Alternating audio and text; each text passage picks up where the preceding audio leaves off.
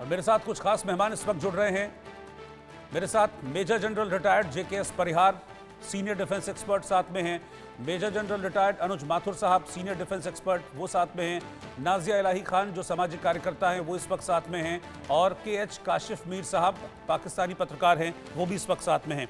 सबसे पहले मीर साहब, मैं आप ही के पास आ रहा हूँ। वहाँ क्या जानकारी है पाकिस्तानी मीडिया में इस हाईजैक को लेकर? क्या डिमांड्स हैं, क्यों हाईजैक किया गया है, कुछ बता पाएंगे? जी बहुत शुक्रिया। मैंने तो चूंकि जब मुझे ये इन्फॉर्मेशन मिली कि किसी ट्रेन के साथ बलूचिस्तान में वाकया पेश आया है और दहशतगर्दी का हमला हुआ है, उसके बाद मैंने फौरी तौर के ऊपर इसका जो डाटा था वो गूगल के ऊपर सर्च करना शुरू किया कि इसके ऊपर क्या खबरें आ रही हैं। ये कोई 1 घंटा कबल की बात है। तो मुझे पता चला कि सबसे पहले जो इस खबर को ब्रेक किया, मुख्तलिफ इंडियन चैनल्स ने ब्रेक किया जी। अभी पाकिस्तानी किसी चैनल ने नहीं ब्रेक किया था।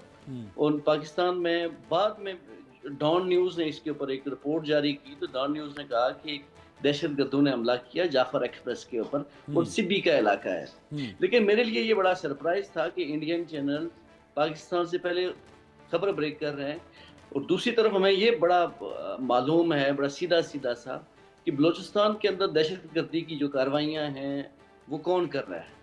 वो यकीनन इसके ऊपर पाकिस्तान ने कई मरतबा डॉक्यूमेंट्स भी शेयर किए कि ये सारी जो कार्रवाइयाँ हैं वो PLA हो, आजकल में TTP हो, इसके अलावा जो दीगर जो ऐसी तंजीमें जिनके ऊपर इंटरनेशनली और पाकिस्तान में बैन है, तो ये ऑपरेट कौन कर रहा है? तो ऑपरेट ये पता चलता है कि ये इंडिया करता है। हाँ, इसीलिए इंडिया के पास खबरें भी पहले से होती हैं। तभी आपके संसद में आपके मौलाना डीजल ये कह रहे थे, तभी आपकी संसद में मौलाना डीजल जो चेता रहे थे और वो कह रहे थे कि भाई ये कट के अलग हो जाएंगे, इन पर ध्यान दे लो शहबाज शरीफ। तब शहबाज शरीफ ध्यान नहीं दे रहे थे, क्योंकि आप लोगों का तो घूम फिर के ध्यान आता है इंडिया पे। अपनी समस्या इंडिया, लेकिन अपनी समस्या क्या है उसको आप एड्रेस करेंगे नहीं, इसलिए ये चीजें हो रही हैं। अब समझ में आ रहा है इसकी जो जड़ है।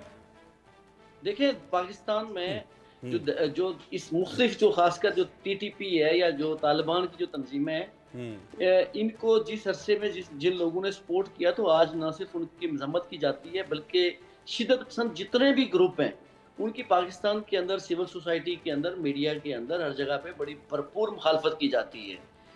और हुकूमत ने भी हमने देखा है कि बड़ी सख्त पॉलिसी अपनाई है यहाँ से पाकिस्तान से अफगानियों को निकालने के हवाले से।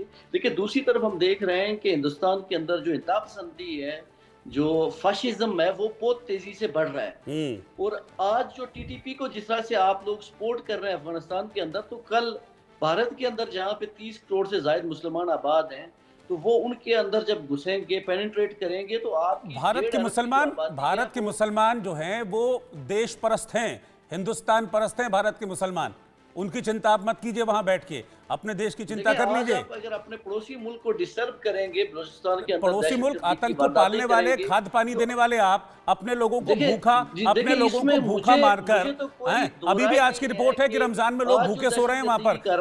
अभी तो ये हो गया अटैक, नहीं तो मैं वही रिपोर्ट दिखाने वाला था कि 3000 रुपए का सिलेंडर वहां पर मिल रहा है। अभी वही रिपोर्ट दिखाने वाला था मैं। वो तो ये अटैक हुआ, इसलिए इस पर मैं चर्चा कर रहा हूं। नहीं तो मेरी रिपोर्ट यही थी कि रमजान में कैसे खाने के लाले पड़े हुए हैं। तो वहां खाने के लिए है नहीं, लेकिन पाकिस्तान में आतंक को देने के लिए सब कुछ है। और उसके बाद फिर सवाल उठ जाता है इंडिया के ऊपर। जनरल माथुर, अपनी समस्या को एड्रेस नहीं करना, बस उंगली उठा देना। और शायद यही वजह है कि आतंक आज इस कदर है कि पूरी की पूरी ट्रेन अगवा कर ली गई। बाप रे बाप।